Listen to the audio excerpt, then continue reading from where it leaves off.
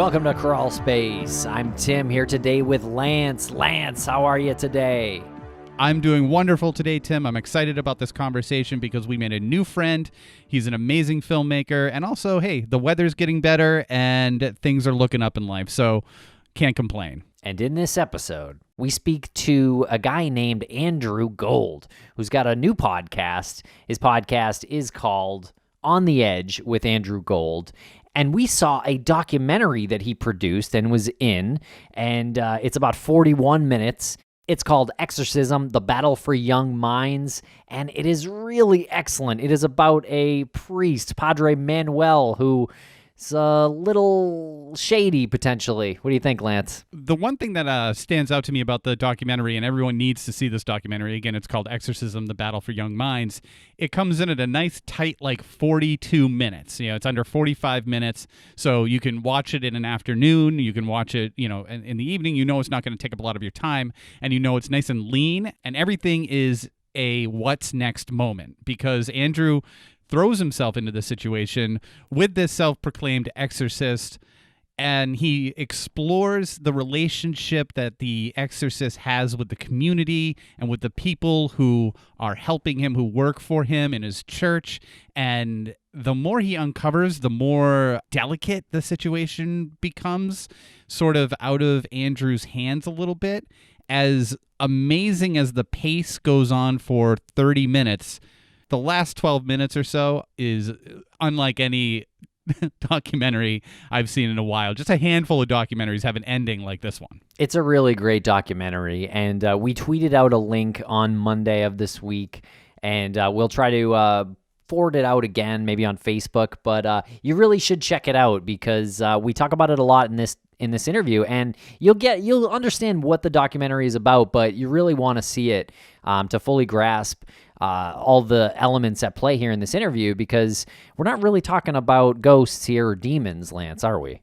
No, and we're not saying anyone is guilty or innocent of fraud or extortion or anything. We're just talking about the pliability or the malleability of vulnerable people, and how someone can take advantage of that and sort of blur the line between religion and mental health. And you have Andrew pushing that line and trying to talk to these people and trying to get into their circle to find out, is this legit, or is it just sort of smoke and mirrors and money is being exchanged and people are profiting off of the vulnerable in a community that doesn't really have a lot of resources in the first place. And to see somebody like this self-proclaimed exorcist taking what limited resources these people have for something that might be considered a bit of quackery is really fascinating. But again, Andrew's dive into it is really, and his transition is really one of the more fascinating parts to this. Absolutely. So check out the documentary. There's a link in the show notes, and check out his podcast, On the Edge with Andrew Gold. There's a link in the show notes for that as well, or you can go to andrewgoldpodcast.com. And Lance, we've got a new show that we need to tell our lovely listeners about. It's a comedy from Crawlspace Media. It's called Dragging the Dead, and it premiered last week. Yes, Dragging the Dead premiered on April Fool's Day. It was not an April Fool's joke, but the show itself did contain many jokes. Some of them were incredible crowd pleasers, and some of them might have fallen a bit flat, but that's okay. We're workshopping the whole thing. We really appreciate the feedback that we've gotten so far. We essentially take three historical figures, myself, you, and our partner in crime, Jennifer Amell. We take these historical figures. Some of them are kind of quite obviously bad characters in the past. Some of them are quite obviously not bad characters, but we drag them. We speak ill of the dead, as they say, and it's all in good fun, and it's a bit of a history lesson, if you will. It sure is. It's a great show, Lance, and I hope everyone checks it out. So follow the links in the show notes, and check out all of Crawlspace Media's shows at crawlspace-media.com. We get some other new ones coming soon, too. Okay, everybody, thanks a lot for listening. Follow us on Twitter at CrawlspacePod.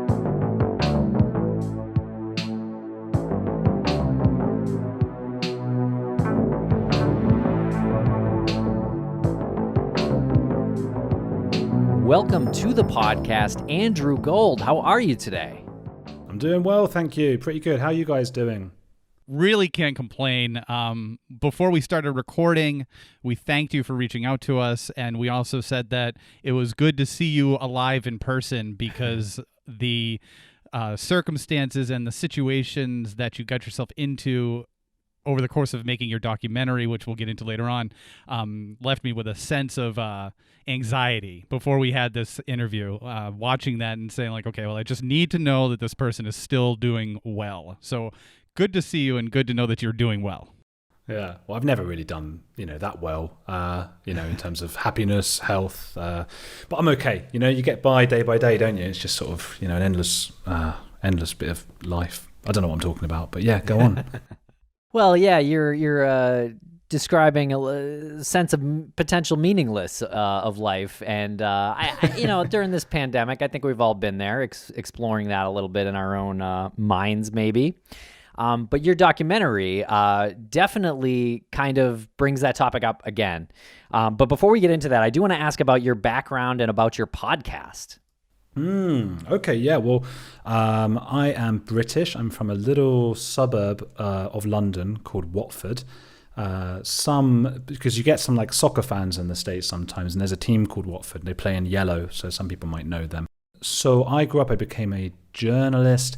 I worked at a horrible newspaper called The Sun, which is like a real tabloid kind of thing, really, horrible. And I was actually responsible there because they had this thing called the Page 3 Girl. The Page 3 Girl was this, very outdated, I suppose, topless woman. And she used to have like puns and stuff about the news. So it would be like, you see the topless woman, and then this thing called news in briefs, because news in brief being like a brief bit of news, but briefs being like a British word for boxers, shorts and stuff. I don't know. And she would say something about the news. Anyway, I was responsible for putting her up on the iPad because there was like a 360-degree version of her that you could sort of twist around. And obviously it goes without saying, a horrible job to be doing. I mean, it was just, I hated it. And I was obviously also responsible for journalism stuff, but I just thought I got to do something in my life. This is awful, and it's awful for them as well. They don't do that anymore. They've actually I think they've gotten rid of the Page 3 Girl because it's so out of date and it's just a horrible, really sexist. But at that point I had a bit of an existential crisis and I was like, right, I'm getting out of here. And I'd already lived in France for a few years and I'd learned French and I got really fascinated with languages. So I thought, what's the next language to learn after French, but something that's really far away from everything I know. And I sort of almost looked at a map and pointed and got to Medellin in Colombia, where Escobar was from. And I thought, okay, I'm going to get into making documentaries and stuff. This is like Escobar territory. That's going to be cool. And it didn't quite happen for whatever reason in Colombia. But then I moved down to Argentina, was there for 6 years. That's why I made this Exorcism film, and then Brazil, and then Germany, and I picked up all these languages and I loved it. And long story short, I wanted to keep making documentaries, and then lockdown came, so I made this podcast On the Edge with Andrew Gold, where I had just like all these people I'd been looking at for years and years. A psychopath, for example, I was going to maybe make a documentary about her, or somebody who came from a religious cult. A guy who, the Coffin Confessor, he's one of my favorites. He goes to people's funerals and tells them secrets about the dead person at the funeral. The dead person before dying had employed him to do so. So like turn up and say, he was gay and his lover is in the crowd here today. Like at a biker's funeral, he did that. So those kinds of stories, I love them. And I just thought I've got to find sort of the weirdest, strangest and most sort of profound and different and weird people and just chat with them every week. And that's the essence of the podcast. Well, it is appropriately named On the Edge with Andrew Gold. You do venture into these topics that are very on the fringe, on the edge. You don't shy away from it. Your first episode, I think, if I'm looking at this right, your first episode was about the Westboro Baptist Church, which, I mean, if you're gonna jump into something and it's gonna be of this genre, you might as well go right for the gold on it. No pun intended. Yeah. But what was that like? We really do want to talk about the Exorcism documentary, but there's so much going on with your podcast as well. What was that like, exploring the Westboro Baptist Church? The podcast is the thing that makes me money and stuff. The documentary didn't get me anything. So if anything, I would insist that your listeners don't watch the documentary. No, do watch it. It's good and everything. The BBC basically took that document. I'll talk about that later, but they just didn't really give me any money for it. It was mad. It was just like, well, we'll have it, and that's it. But oh, okay. Yeah, I know. They sort of took it begrudgingly. It was a really strange one. They don't often do foreign stuff. It's usually stuff, as probably in the States as well, I imagine. In Britain, they most people want to see stuff about Britain. They want to see, or at a push, about America or Australia or something. They're not that interested in what's going on in Argentina. So, fair enough. So the podcast is really, hey, if you want, we could talk about that for hours. I love the podcast. Westboro, yeah, well, that was Nate Phelps. So he was the son of the founder. And I was just really interested in, I'd seen a few documentaries about them, of course. I mean, everyone has. They're just so out there. And he was really interesting because I just wanted to know about sort of trauma and everything, given that he was now out of the clan, so to speak, and his dad abused him. And what's really interesting, I'd seen, do you know Louis Theroux, journalist in the UK? So he made 3 documentaries where he went back to see them. And the thing that didn't really come across was, it was funny because they're almost seen as cartoon characters. It's almost like, and I'm sure you found this as well, right? You end up arguing. If you argue with someone about politics or whatever, it tends to be somebody who's got very similar views to you, but a slight difference. Like, everybody argues with, like, what? We're both left wing, but you have slightly different views about whether a woman is or this or that. And meanwhile, Nazis are just walking around and we're all just like, yeah, we'll let them do what they want.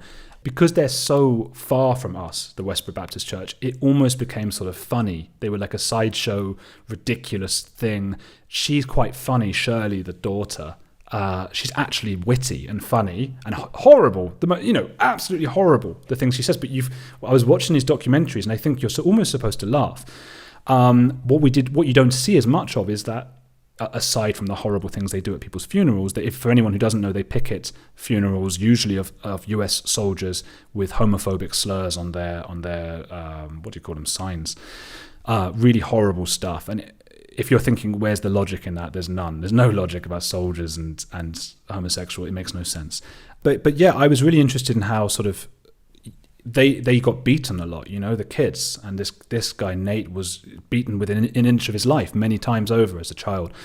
And that's a side we didn't see as much of in the documentaries that I happened to have seen. And it was like, wow, he really went through it, just beaten and beaten and beaten until he escaped. And he talks about like what it was like escaping that night, hoping not to get caught. And then the thing is, you don't just leave and then suddenly become not homophobic anymore and liberal and this and that, So he left and kept those views with him for quite some time and still found himself being very hostile to gay people and that kind of thing. So it was really interesting looking at the subtlety of, the way he gradually moved away from it. And now he speaks out, he gives speeches, out against homophobia and that kind of thing. So he really came full circle, and he was yeah, I was really lucky to get him as like my first ever episode. It was like a great start, so I loved that.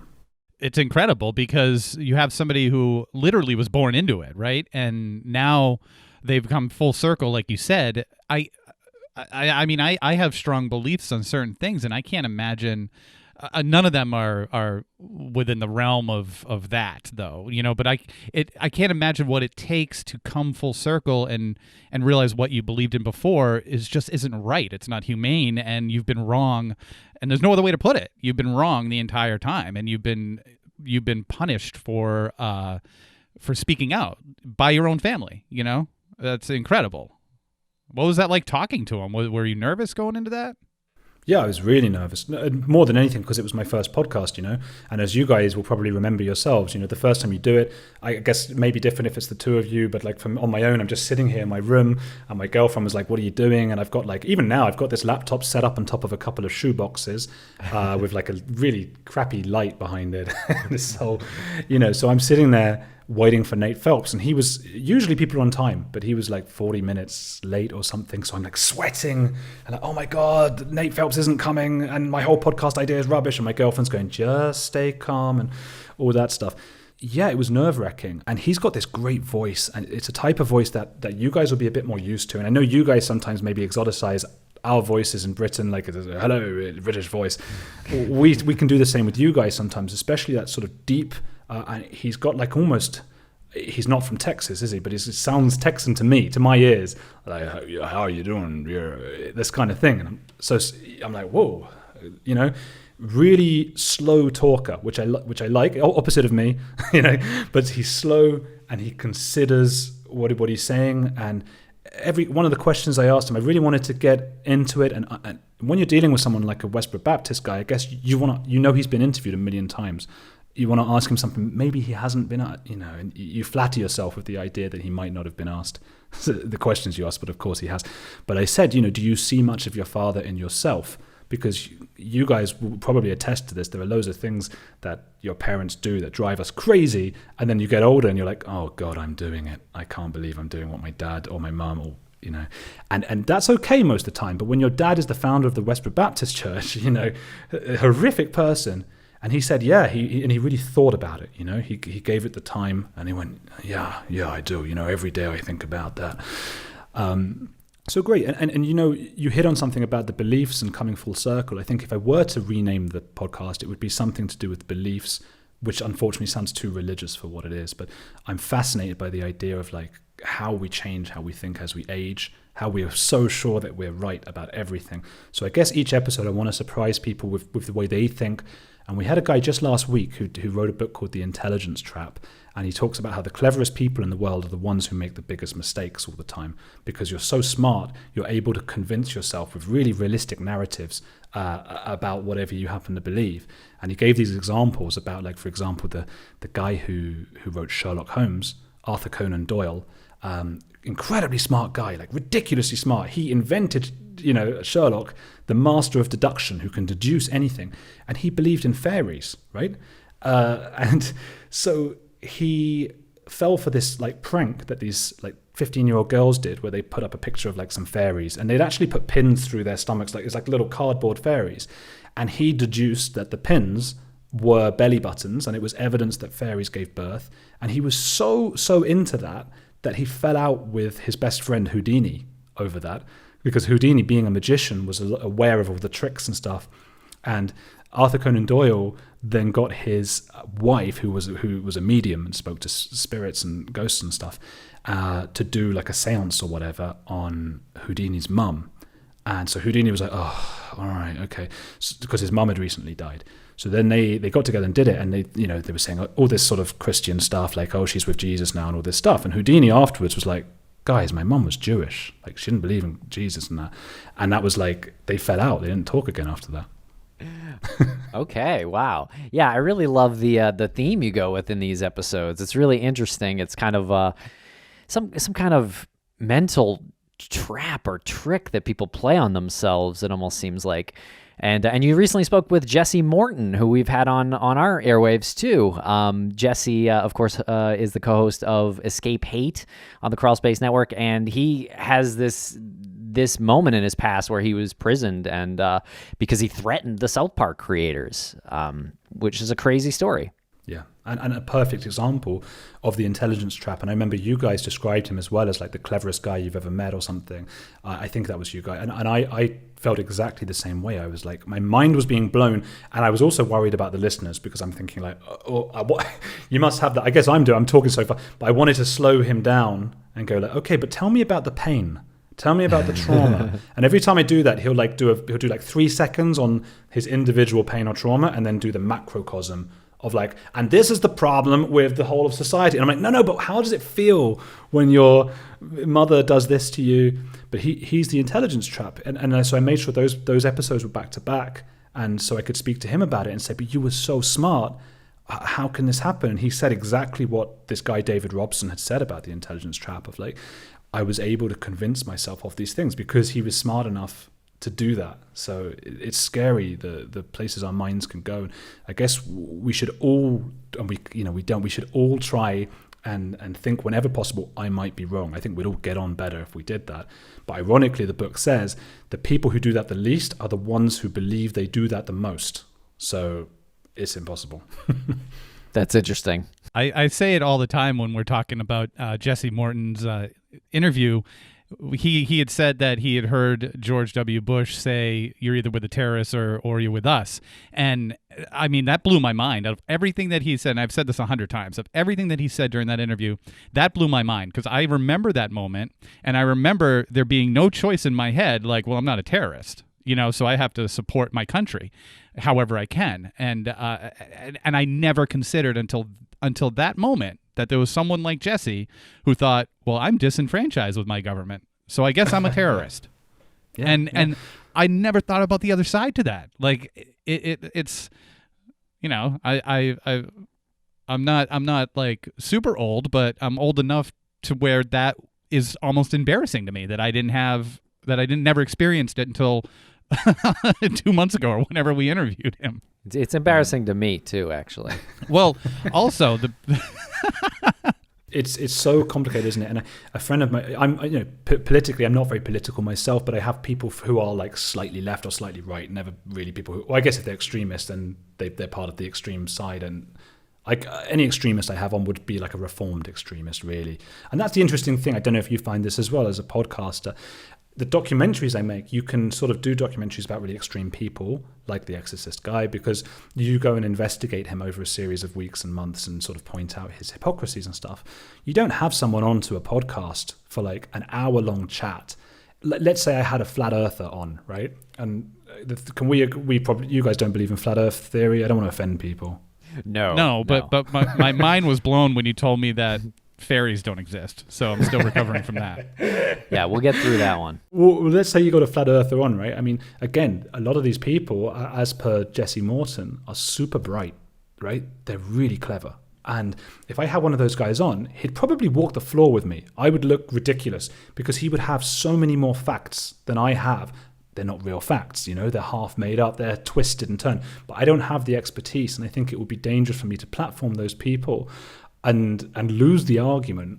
And what's the point, Yeah, let's talk about your fantastic documentary, Exorcism, The Battle for Young Minds. And so this takes place in Argentina, and you visited a priest named Padre Manuel. And can you tell us a little bit about this documentary? Yes. So it's a little bit of a British style, right, in some ways, but you do have this kind of documentary of like Michael Moore. And then there was the New Zealand guy, David Farrier, did it on Netflix for Dark Tourist, which is this thing when you've got an on-screen presenter or a host, a journalist who's on the screen, and is obviously Michael Moore's a much more political version. So I'm not political in that sense. So it's just going on, and you do something that I'm not entirely proud of now, actually, looking back, but you sort of you nudge people in a way when you're making fun of them and they don't know you're making fun of them, that kind of thing, in a way to sort of gradually expose what they're doing, which might be morally reprehensible. And this particular exorcist, I'd been living in Argentina for a while. I was there for 6 years in total.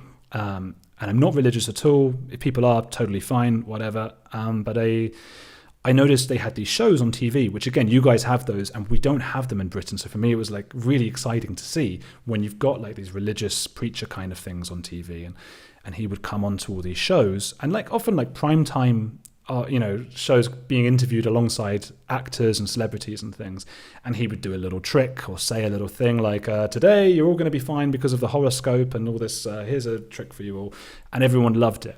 So he was used to getting very, very good press and nobody bothering him. Argentina has quite a high religious, percentage of people, usually Catholic. Although this particular exorcist was Lutheran, but he was like a renegade. I don't think he really belonged to any denomination. And I just thought it wound me up. It really annoyed me watching him on TV sort of get away with this, because I thought there's something about him. And as you've seen, there's something about his face. You shouldn't judge a book by its cover, but he has that real sort of smirky face. And I thought there's something there. I tried to sell it to the BBC, the idea. I'd worked a little bit with like some HBO stuff and documentary. I hadn't worked with the BBC before.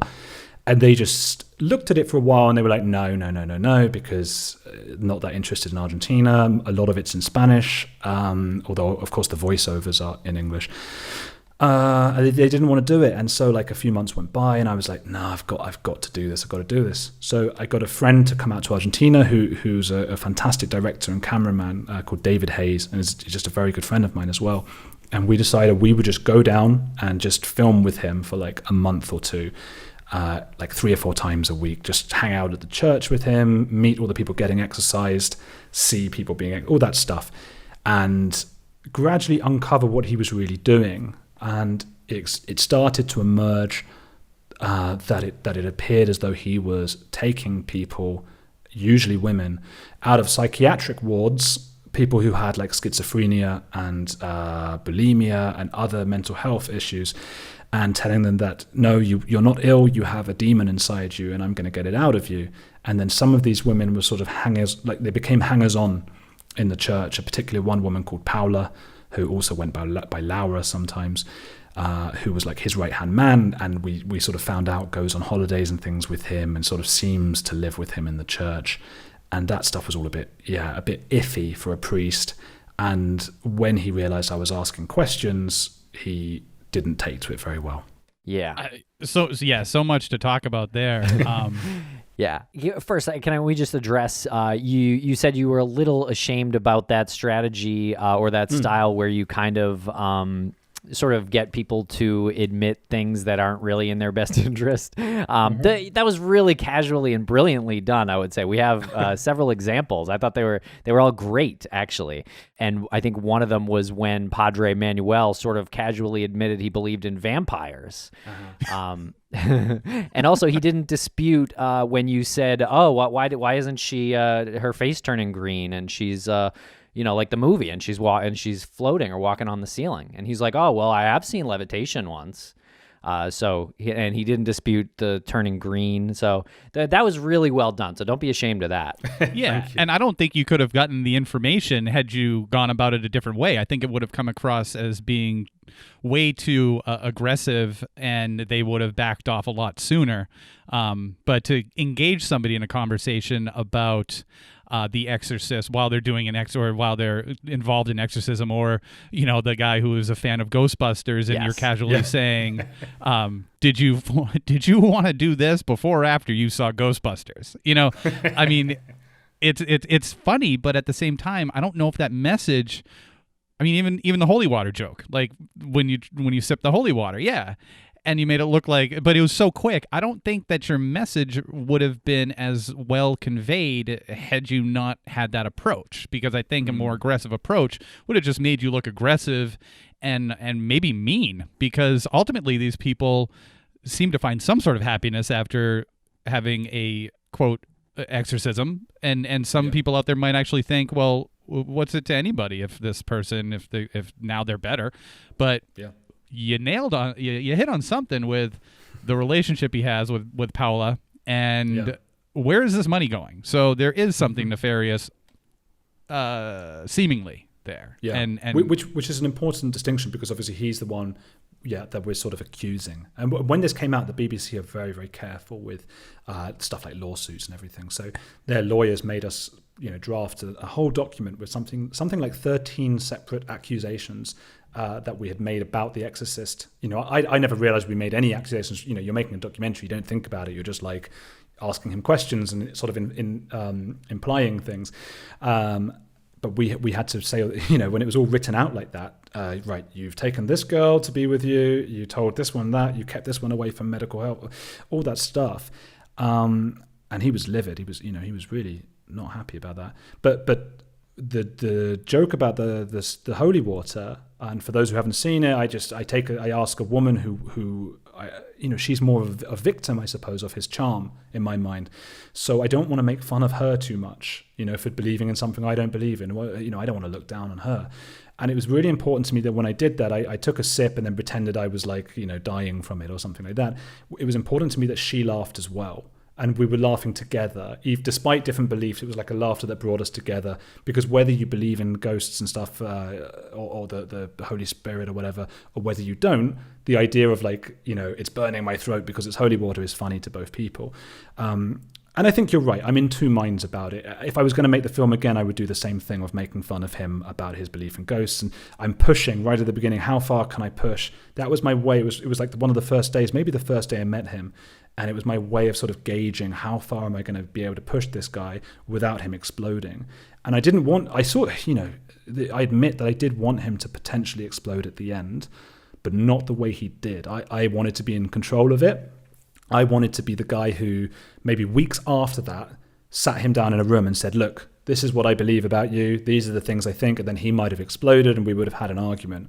He got there first in the end, and it was very unsettling for me. Well, he got there first because of a lie, first of all.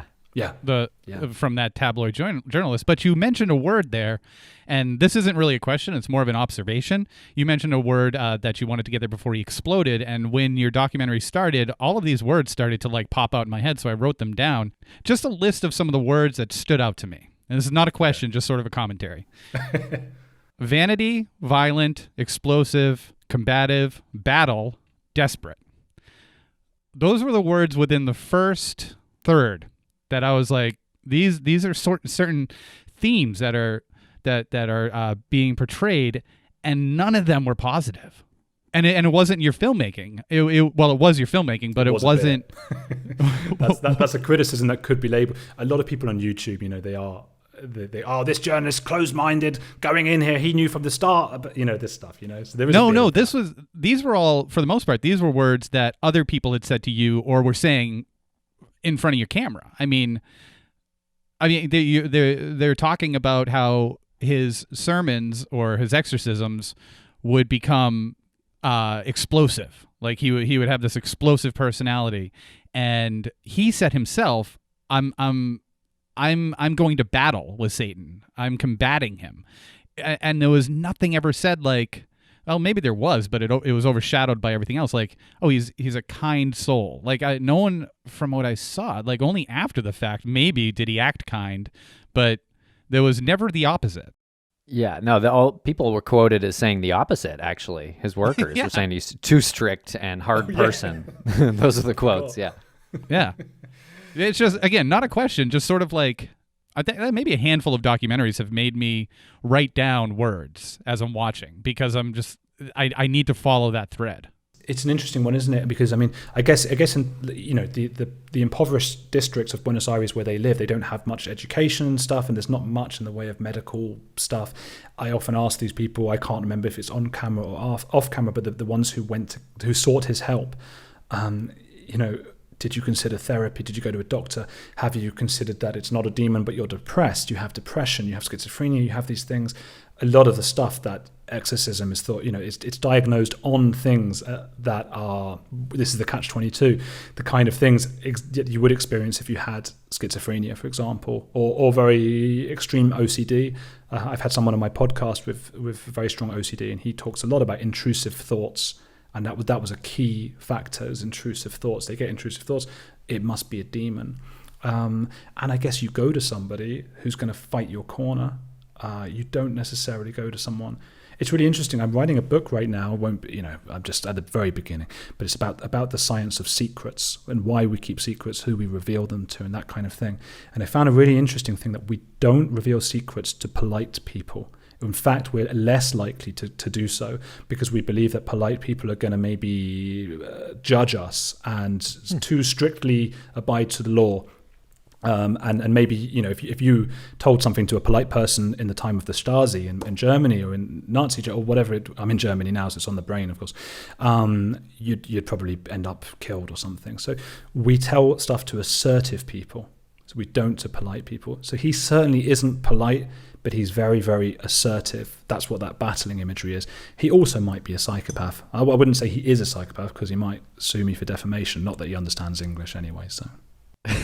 Well, I will say there are a lot of sort of similarities to like a cult lifestyle, and him kind of having some shades of like a cult leader personality, at least, I would say, right down to his coworker, I guess, or assistant, or whatever you want to call her, Paula, or girlfriend, whatever you want to call her, Paula, as he exorcised her demons in a very public viral video years before, and now she works for him unpaid, as you notice, seems to live with him, and then they vacation together at the end, which is I don't know, it was one of those things, like when you asked about the relationship, when you first started speaking with her, it was like, oh, that seems like there might be something here, but that came to you, that storyline came to you later in the documentary.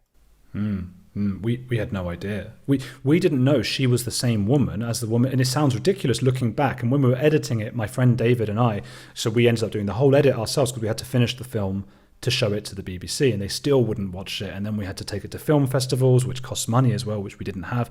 And eventually it won some awards. It won like best film in Denton, in Dallas. I got to go outside Dallas. I got to go out there, which was great. And only then were the BBC. We got a production company called Village of Films, very small company, lovely people who helped to sort of finesse the edit. So she's Laura from the YouTube video, which there were like 10 different versions of it that each have several 100,000 views, which out there for some guy from the middle of nowhere in a little village is a lot of views. And she just went berserk in this video. And when we were editing it, looking back, she looked different, didn't she? And I think she was a lot slimmer in the intervening years. She had lost a lot of weight. So it was only while I was talking to her, and then she sort of said, yeah, that was me from the video. I was Laura, I'm now Paula, because to keep my identity secret. And I was like, well, you've just told us. What if you're telling everyone, what's the point in changing your name? But okay, fine. So we had no idea, and that's one of those great things with documentaries. A lot of my favorite documentaries, and probably for you guys as well, like the best documentaries are those ones where something happens halfway through that's out of the documentary maker's hands, really, and you just continue filming. Maybe Making a Murderer was a bit like that. So we just got really lucky. It's not about being a good filmmaker or anything like that. It's just like, oh right, so she's this. And they seem to be having she's still here after 5 years. Why is she still here? Where are her parents? Why are they always together? The other guys, the other staff, the clergy seem to be jealous of her. What's going on here? This isn't right. Not that she was underage, but it's not exactly right for this priest who, again, vanity and battle and stuff like that you were saying. The other thing was that he superimposes his face onto posters of like The Exorcist, the film, and other films. This is vanity. This is really not what you want from your leader. And obviously plays the music, the theme music from The Exorcist in his mass. So absurd. Yeah, the closer we got to him, the more we thought, wow, we've really got something here, more than we'd planned for. We got lucky in that sense. And you mentioned Paula not being underage at that point, where it does seem like her and Manuel are in some kind of relationship. But 5 years before, she was 5 years younger, so she was a lot closer to that adolescent age. And it seems like a lot of the folks that he exorcises like fit that demographic. There were two other girls that are in the documentary, Candela and yes, Natalia. And so there seemed to be a connection with an eating disorder. Can you tell us a little bit about that? Yeah, so we went and spoke to a psychiatrist in the end who had been the psychiatrist of Paula. And actually what happened during filming was that Paula initially gave us permission to speak to him. She'd been basically living in this psychiatric ward for years before she went to The Exorcist. And she gave us written permission, so that he could talk about it. And it was only like the morning of going to speak to the doctor, she called up the doctor and withdrew her permission, which was very frustrating for us, of course, as filmmakers. Oh, God. But it also showed us like, oh, they're getting suspicious of us. Like something had happened in those days and things started to take that turn. It starts, as you saw in the film, very sort of jovial and we're joking about vampires and whatnot. And as it goes on, there's like avoidance and this kind of thing.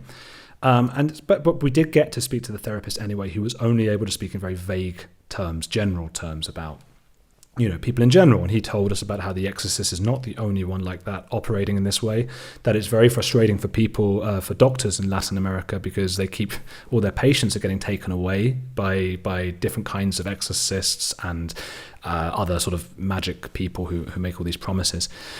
And he talked about how adolescence is the time, a lot of people have these, of course, lifelong mental illnesses and things like that. But also a lot of us have things in teenage years. I'm sure if even just a cross section of the three of us, there were probably, between the three of us, I bet there were 4 or 5 things that when we were 14, 15, 16, we were either very nervous about or maybe became a pathology in some way. I had very bad obsessive compulsive disorder as an example when I was 16, switching lights on and off all night, blah, blah, blah. And it's, as an adult, I'm a little bit more maybe compulsive or obsessive than a lot of people are. I'll make sure the doors are shut and things like that, but I'm generally okay. As a teenager, that was a difficult time for me to go through. Teenage years are so elastic, and so it's a very sensitive time. And a lot of women, particularly in that part of the world, are under pressure, to stay thin and that kind of thing. And she had been involved in some sort of online thing called Anna and Mia. Anna stands for anorexia. Mia is the end part of bulimia. And it's some sort of bullying thing which I think is quite common here, as in the UK and the US as well. There's a whole Anna and Mia thing. I haven't looked too much into it, but online you can see there is an Anna and Mia thing. So it's worldwide, and it's thinspiration. It's this whole thing of staying thin. And I think, again, I'm not a professional. I think a lot of mental illnesses are in spectrums, and they're in some way interlinked. There's a lot of intrusive thoughts. There's a lot of I have to do this. I have to do this. That bulimia thing of I have to, stay thin is a similar compulsion to OCD, which is similar to schizophrenia. But if you are feeling that way, rather than look at what is very complex, which is, okay, there's a patriarchal society in Argentina in particular, there's a lot of pressure to stay thin, there's my friends, there's this, there's that, and I'm going to have to go to years of therapy to have any progress, and I might not have any progress at all ever. They're just being told by some guy like, no, hey, come along. Like, it will take an hour. We'll book you in at 2:00. Demon will be gone. And as you touched on before, they feel better afterwards, And it's the same reason you feel better with a lot of different things. And suggestion, placebo, that kind of thing. They do feel better. And it's like, who am I to judge? Except a year later, 2 years later, 5 years later, it comes back generally because they haven't dealt with the actual issue at heart. They've just got that injection of like adrenaline from the placebo, and it's I'm better, and then it drops. So complicated. Yeah, and you were talking about Candela, and that just broke my heart at the end because she seemed so happy. And I don't want to give any spoilers, but she's still around. Like she hasn't done anything drastic, thankfully. But it speaks to this like mental illness of anorexia and bulimia and the perception of yourself, and that's all internalized. Like starving yourself or rejecting food to make yourself one thing is internal, right? And it's awful. And he is a vampire. There's no question about it. He is a vampire, and he is sucking on this from these people. And I mean, this poor woman has this illness, which needs treatment. It needs therapeutic treatment. It needs psychological treatment. And he's saying, nope, that's not it. It's a demon. It's inside. So we need to get it outside of you, and we need to exercise it. That is so unfair. And it's like you said, that rush of euphoria or adrenaline or endorphins, serotonin, whatever that hits you when you've gone through that. It's kind of like scream therapy, right? They're screaming and screaming. Of course, you're going to feel a relief after. Yeah, he was grabbing her wrists too. Yeah, and pushing the cross into her, and like very physical. There's two things, like other than just like her family dynamic and everything, like. It was so heartbreaking to see like how happy she was, because it's like watching an alcoholic or a drug addict when they're feeling good and they're not using. And then like if you slip, you're going to slip twice as bad, and it's going to be so much worse. And you just feel like that's inevitable. Well, the other part was like her father. That was her father, right at the end of the exorcism. He could barely look at her. Like he was having a really hard time looking at her. He eventually came around, but that was like almost as uncomfortable to me as watching the exorcism itself. Like he couldn't even he didn't even hug her. You had to instigate some physical contact between the two of them. The whole talk, I mean, the way you describe an exorcism and the demon coming out, I mean, the reason it's confused for these people with mental health and stuff like that, because it really is the same metaphor. I talked before about the intrusive whatever, but it must feel when you have these illnesses like you have a demon inside you. So all these things, again, we talk about the intelligence trap. It's a similar thing, isn't it? Your brain is telling you, yeah, it does feel like I've got some heaviness inside me, and it's going to be taken out. And not the only, there were a lot of things like that. There were a lot of things where, you feel like breathing out. In some ways it's mindfulness and meditation. Just let it out, let things out. The scream therapy you mentioned. But what that scene in particular felt like to me was actually a pregnancy, like an old-fashioned pregnancy, someone going into labor, because she was really going in and she was expelling something from her body, and the father was made to wait outside like the old days, and he came in and didn't know where to look and where to act. and she was incredibly vulnerable in that position with lots of people around her, like doctors and things. And I felt embarrassed to be there because I felt like I was in someone's most vulnerable and sensitive moment, like a pregnancy. And when he came in as well, just seeing that shocked look on his face, it gave me the impression at the time that he didn't believe this stuff and that he was a bit like, oh God, I'm not happy with this. But in fact, later on, we speak to him and he's really he goes back and forward, and he's which is like all of us. Like, imagine what you do if you don't have that education and stuff. And I don't mean that in a patronizing way, just that they don't there. They just don't. And they do in Buenos Aires in the center and stuff, but in this area they didn't. And he has no one else to turn to. So all he can see is the facts of, like, my daughter is having all these different things. Nobody else seems to have that because nobody talks about it. You know, I said to her, Candela, what about any of your friends? Have they ever spoken about having similar things? And she was like, no, none of them. Nobody's ever had any of these things. Except for one, and she had a demon inside her. And so nobody's discussing it. So he was just at a complete loss, and it was very sad and moving, I guess. And that scene was very interesting because you asked her mom, Candela's mom, if she had gone to a psychiatrist, and she's like, we tried, but they don't even believe in demons. And that was kind of sad. I also wonder about eating disorders and her eating disorder. And if you don't eat, doesn't that change your mental, like your, the way you feel and think anyway? Like so I think there could be some connection there. But also I wonder if she believes it's demons or a demon and the priest believes it's a demon, like what's the difference? And it works. What's the difference between it not being a demon or being a demon? Yeah. Well, at first, very little. I think you're probably right. There must be a cyclical nature. Again, we don't know. I don't know anything. I'm talking like I'm a doctor. I don't know this stuff, but it must be in some way cyclical, that you've got some roots, depression and bulimia and anxiety, and it's causes you to not eat. And after that, how do you have any energy to even get through the day? So yeah, on the surface, at first, it does work, and it's this great feeling. And I suppose that was the big surprise for us. We hadn't really thought about that so much. Like, wow, these people were better. No matter how many times you ask them, they're better. But something like bulimia and anorexia doesn't just develop for no reason, I guess. And there must be a central cause. And maybe that is about them not feeling like they're enough. Maybe it's a lack of serotonin in the brain. I have no idea, but there must be some sort of root cause. And so you can get rid of the symptoms with the placebo effect for 6 months, or it might last years, depending on how good you are at fooling yourself. But I think until you deal with the actual issues that are causing it, or until you grow out of that, very sensitive adolescent phase, it's going to come back. There's a very interesting there's a guy called Derren Brown who's like a magician, and he has a show on Netflix called Miracle, and he goes on stage and he says to the audience, I'm going to do like a preacher thing, when you come up and I'm going to heal anyone who's blind and all this stuff. But he says, but know this, right? There's no spirits involved. I don't believe in paranormal and anything like that. Okay. I'm doing this psychologically, and I'm going to tell you I'm doing this, and you're still going to feel better. And people were sort of laughing and stuff, and they go up to the stage, and the guy's like, I'm blind. And he's like, right, blah, blah, blah. Okay, can you read this? And he reads it out.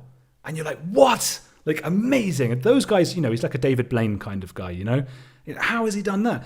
And it just shows how amazing the brain is at the sort of placebo stuff and the adrenaline. Someone's got a bad back, they're better.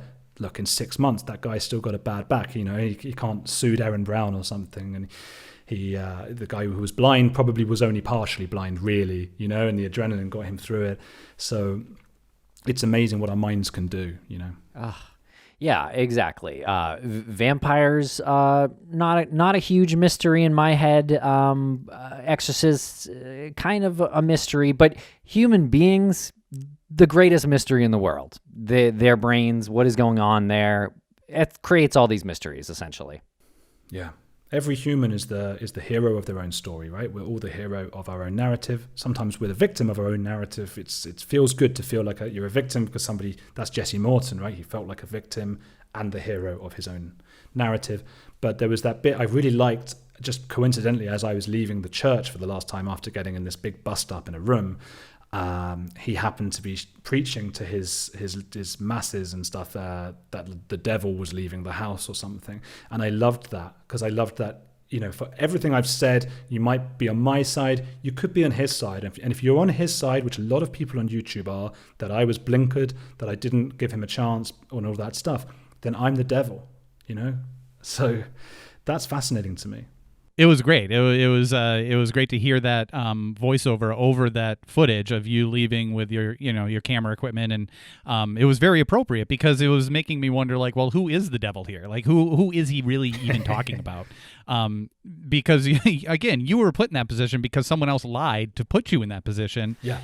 And what's even kind of creepier about that lie is that it was based on truth. So it was almost like they were preemptively saying you said something to get it out in the open so that they could have that conversation when you never directly said anything. So it was like, well, we got to get it out there because he's going to say it. So we got to be preemptive about it. So who actually is the bad guy here?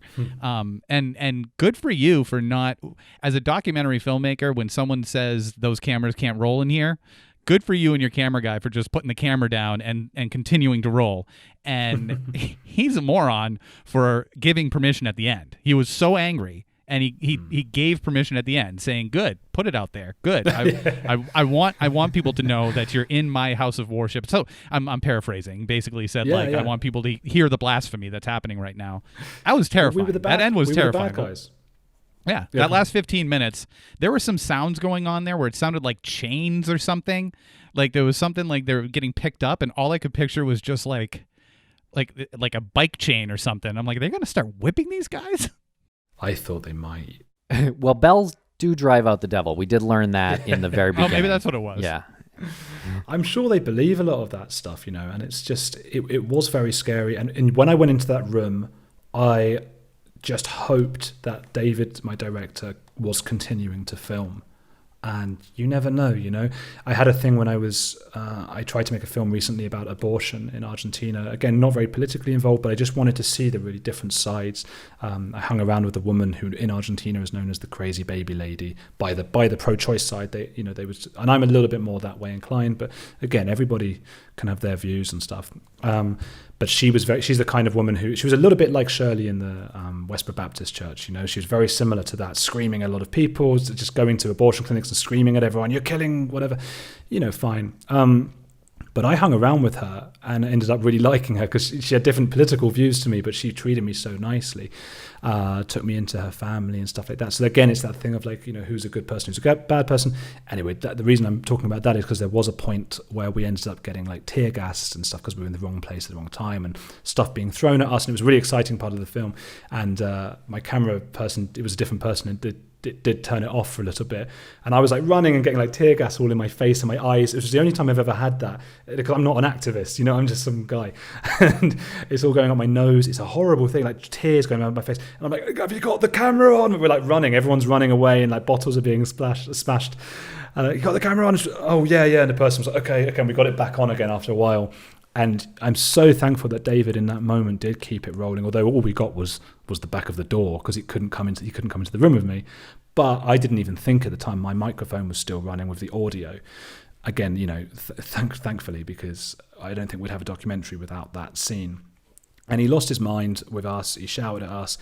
And there is that guy, there's a guy just before who's very sort of thick-shouldered with white hair, and he's got a big staff like Jafar has in Aladdin. And he's very intimidating. And he was the guy who put his hand on my head at one point to sort of see if I would fall over. I found him very intimidating. And we almost, behind the scenes, David and I would laugh, sort of like, "Oh God, don't cross that guy." And when I ended up being in this room, and there's one point that David tries to come in and they slam the door shut. They're like, "No, you can't come in. Don't you dare." And he's really screaming. And the other thing was in the documentary, of course, because it's like an hour-long thing, or 40 minutes in the end? I don't know. Yeah, anything. 40. But so it's a 40-minute TV, time, and each exorcism again in the documentary is like 3 minutes, but in real life they were like an hour and a half.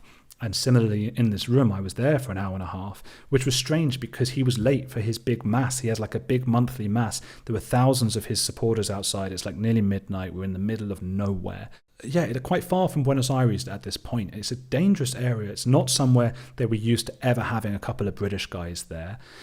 And I'm locked in this room. He's got his like baying crowd outside, and I think the whole time, like, you know, if he just says the word, they'll kill us. Nobody knows where we are, really, because we didn't shoot. That was the thing. We didn't go with like the BBC or HBO or whoever it was. It was just me and David, and we had a guy who was like an intern at the time to help with the audio and stuff, and he was Argentine, but he was a kid. He's like 20. A guy called Demian, who we wrote in the script as translator because we didn't know what else to say. You know, the assistant, I don't know. So they could have just disposed of us. I mean, it does happen. I mean, it was unlikely, but in that moment, it was one of the few moments in my life where I thought, like, what are we going to do if they just decide to kill us? And he shouted and shouted for an hour and a half. And I kept saying, like, look, we'll show you the video.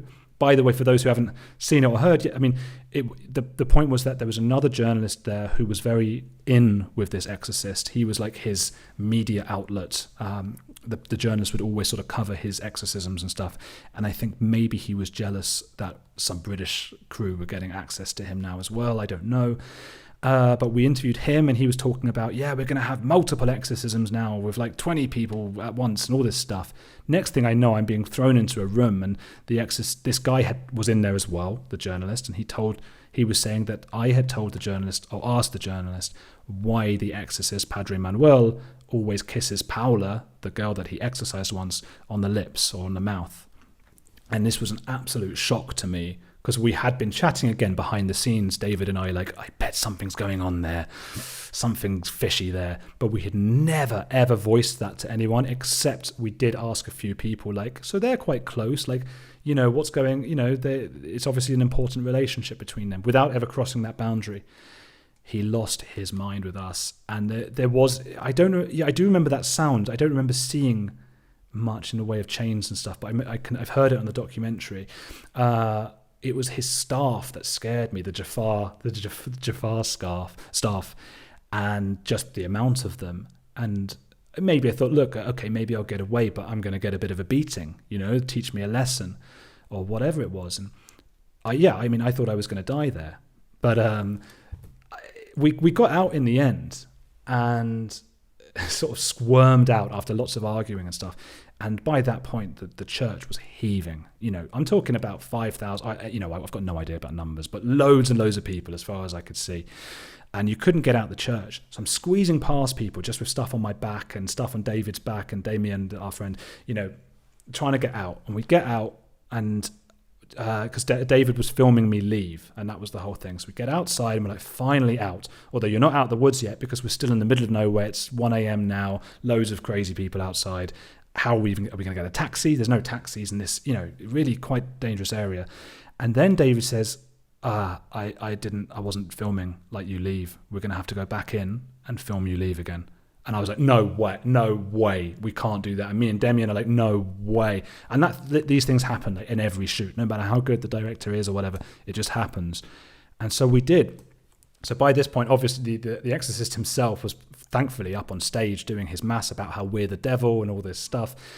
And we're squeezing in and out of people through like a side corridor. And I don't know if he can see me out the corner of his eye or what.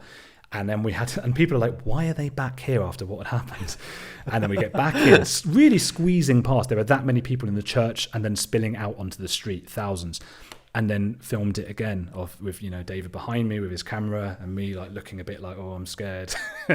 And I was scared, you know, so I didn't have to act, fortunately, because I'm a terrible actor.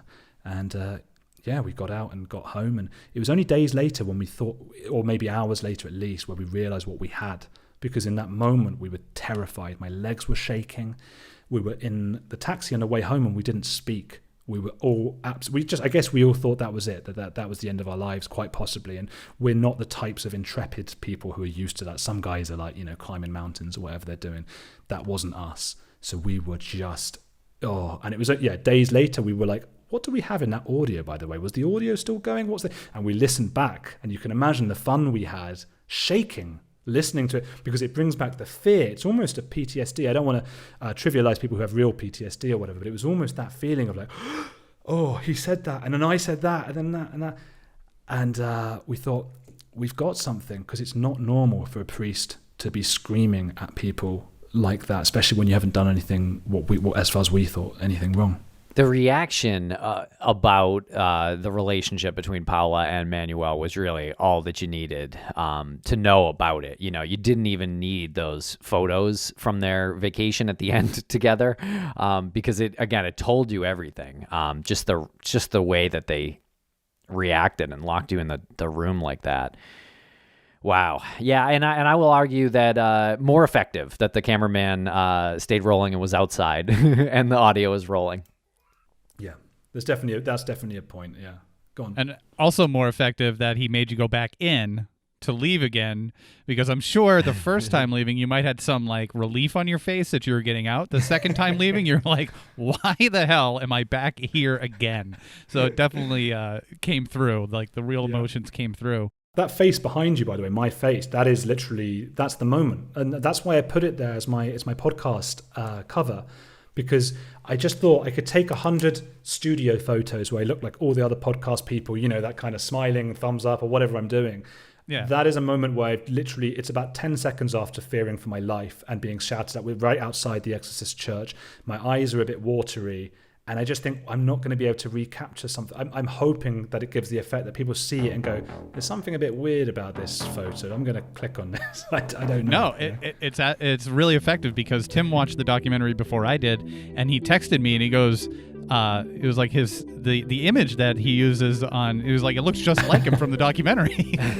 It is that. I guess that's why.